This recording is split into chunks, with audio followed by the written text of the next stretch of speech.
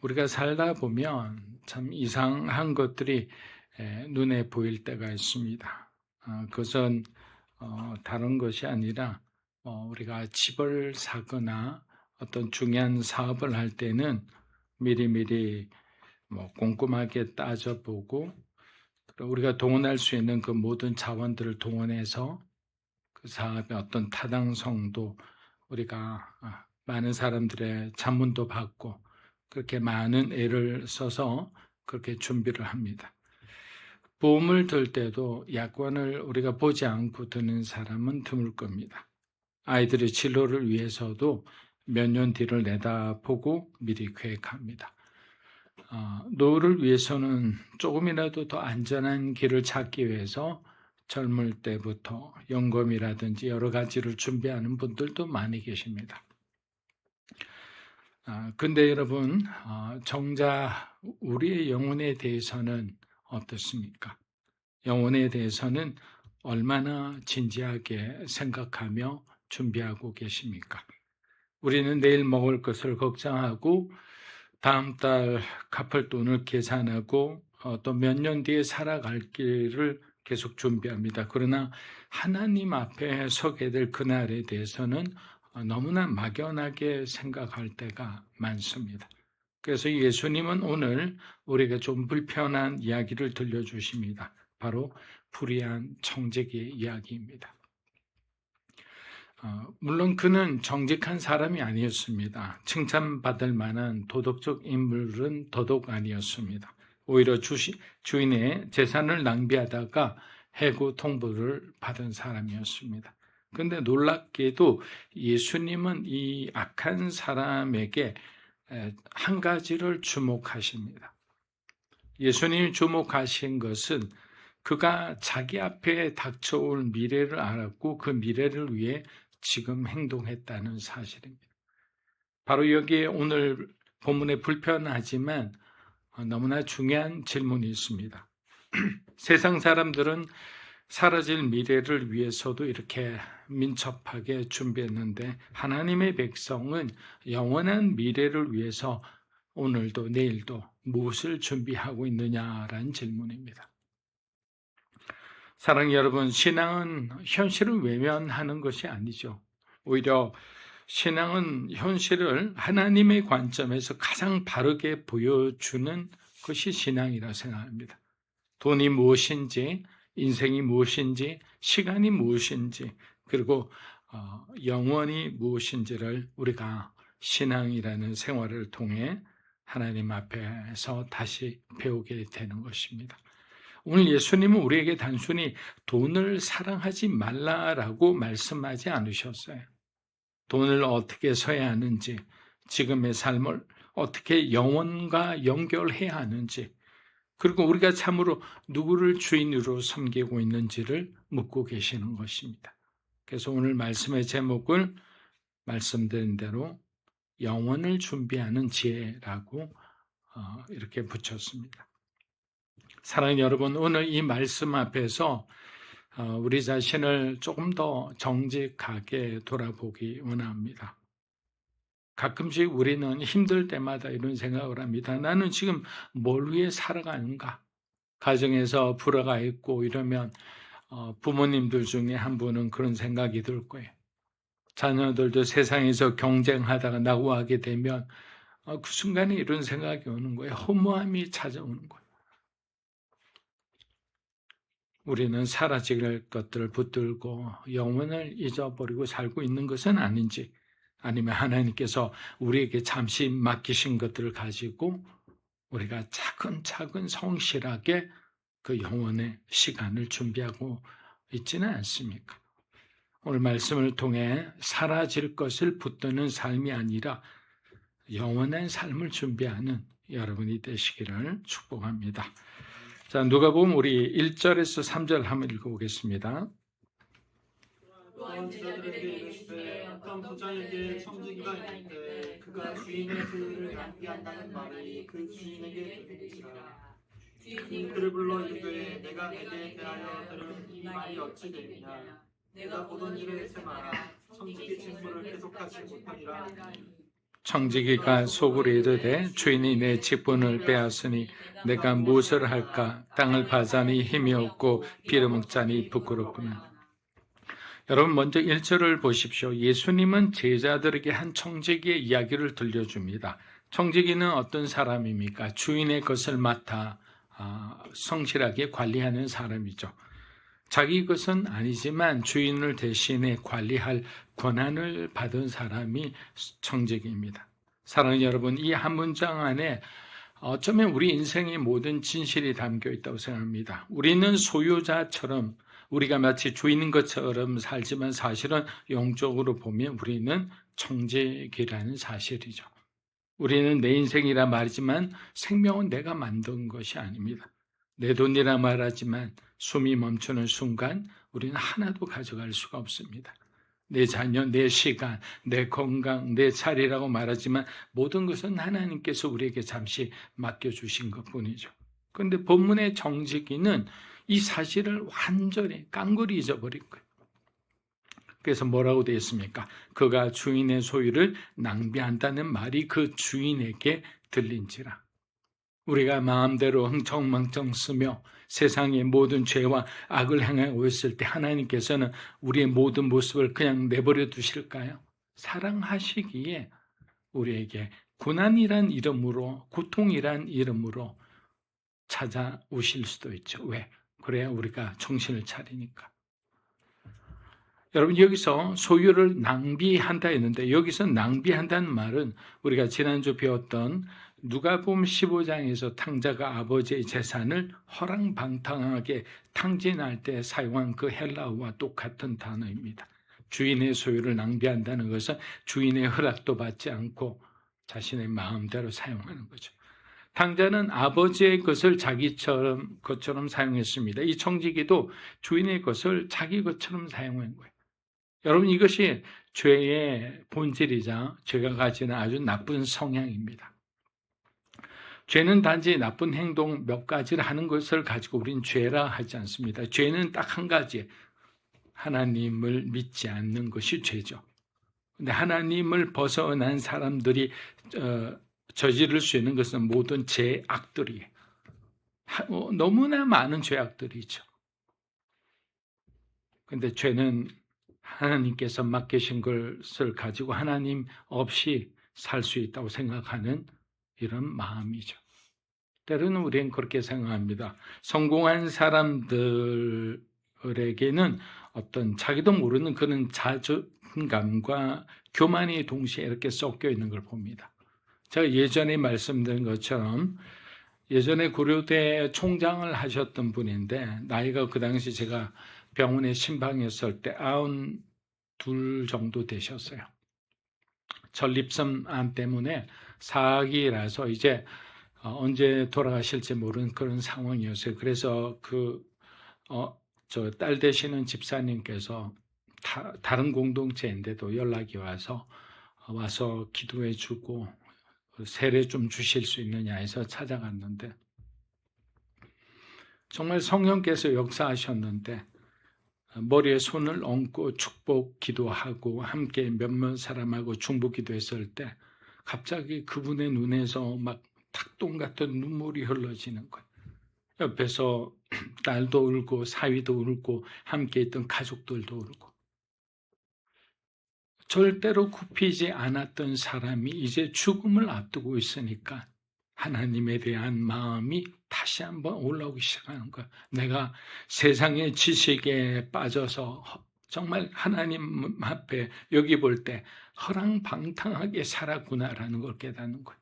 얼마나 겸손하게 저에게 목사님 오늘 말씀 너무 감사했습니다. 기도에 감사했습니다.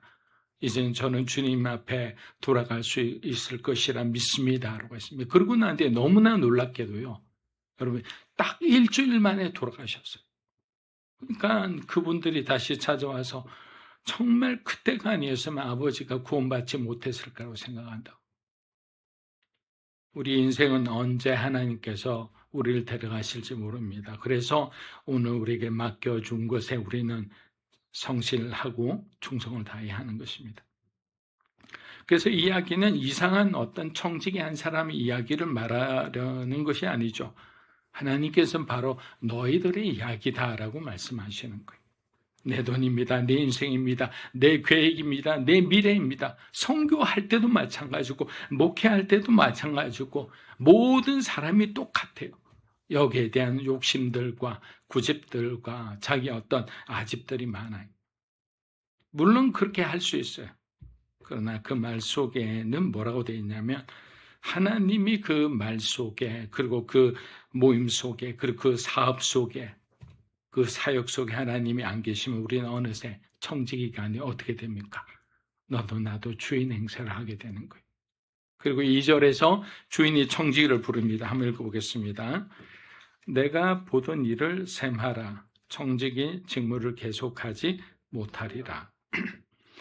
여러분, 이 말씀은 우리의 영혼을 깊이 깨우면서 동시에 두려움이 드는 말씀이죠.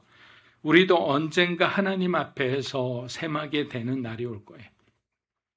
내가 받은 은혜를 어떻게 사용했는지, 내게 맡겨진 시간을 어디에 썼는지, 내가 가진 물질이 누구의 눈물을 닦아주었는지, 내 신앙이 나만의 안락을 위한 어떤 창식이었는지 아니면 이웃을 향한 사랑의 통로였는지 그 모든 것이 하나님 앞에서 다 드러나게 될 것입니다. 그날에는 모든 가면이 드러나죠. 우리의 모든 포장지가 다 찢어질 거예요. 하나님은 우리의 연출에 절대로 속지 않으십니다.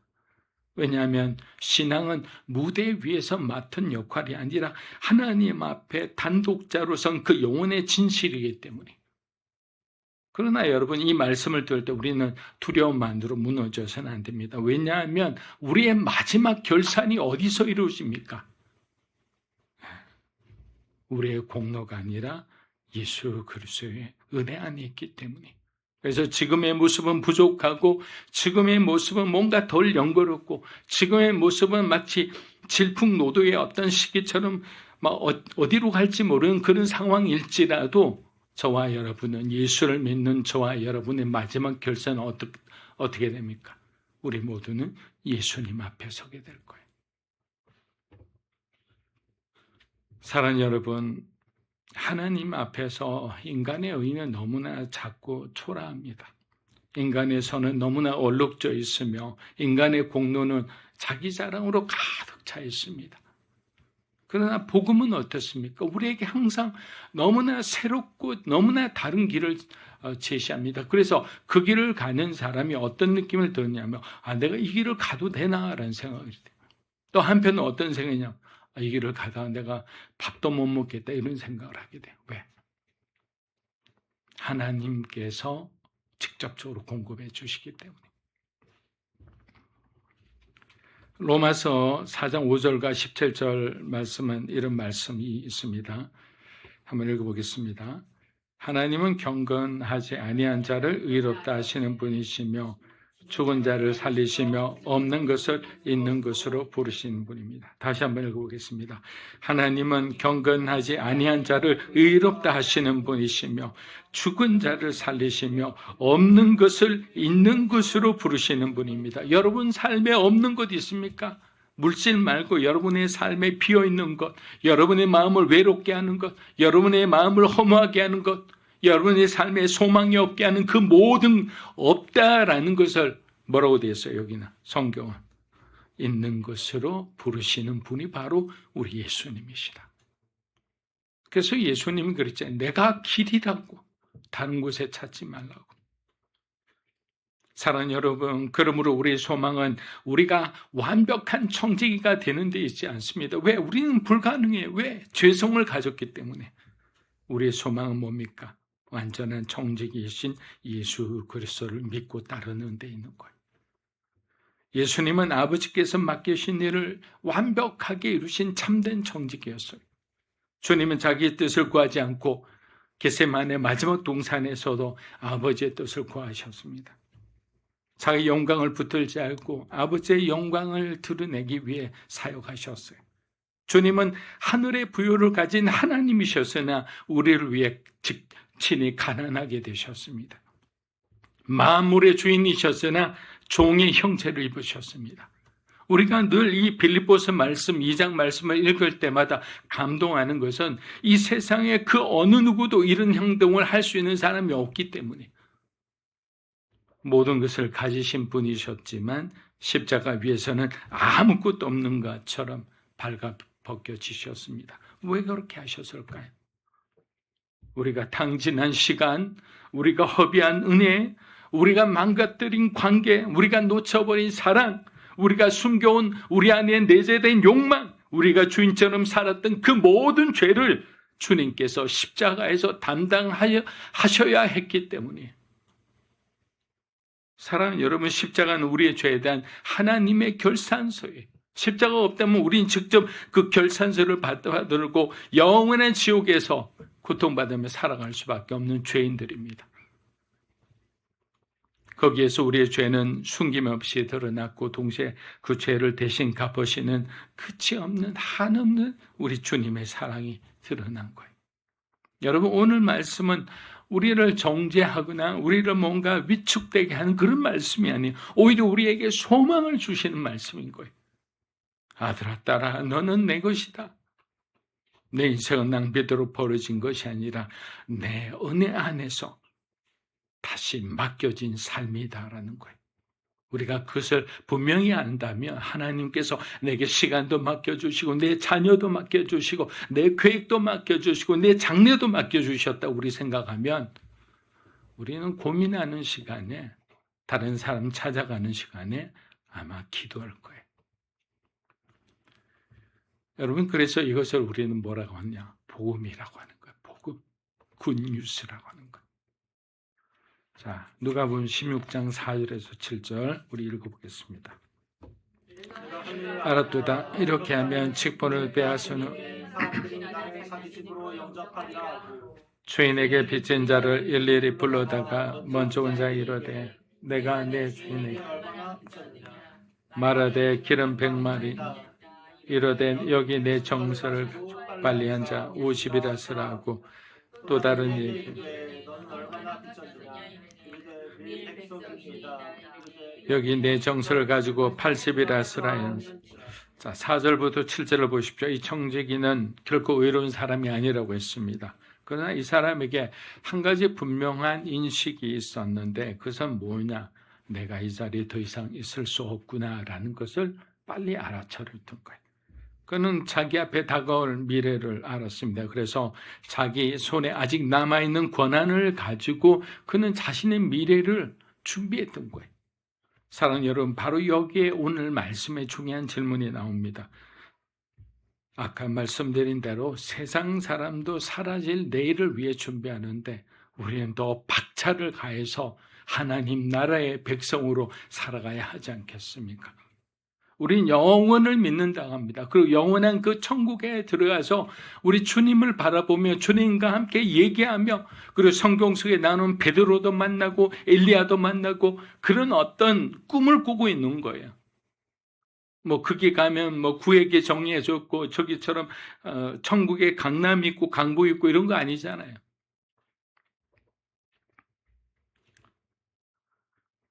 그래서 예수님은 말씀하십니다. 마태복음 6장 20절입니다.